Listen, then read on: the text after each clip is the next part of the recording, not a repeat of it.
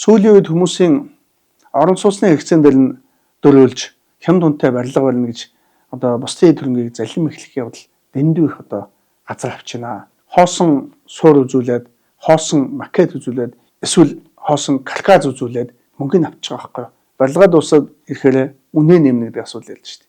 Ингэж болохгүй штэ. Хүний өчнөө 100 сая төгрөгийг хэснэн жил хүүгээ авч ашиглачаад тэгээ эцэс сүулт нь үнэ нэмэхгүй бол гэрийг чинь цуцлана. А гэрээ цуцлахаар яах юм хэрэг хэдэн жилийн өмнө авсан тэр мөнгөө л өгнө гэж байгаа шүү дээ. Тэгвэл тэр мөнгөөр дахин өөр байрах боломжгүй л байхгүй.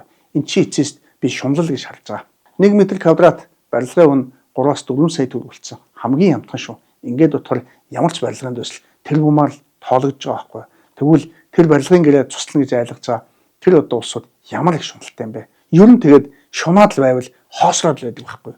Эхлээд сэтгэлийн хооллох хэрэгтэй. Тэгжиж бүх юмний чинь сав дүүрэн штэ. Энэ үгийг би зарим барилгын компани захирлуудад бол хэлэх гэсэн юм аа. Өнөөдөр барилгын захиалга өгчөөд бүтлгүй боллоо гэсэн улсууд маш их гэлж байгаа байхгүй.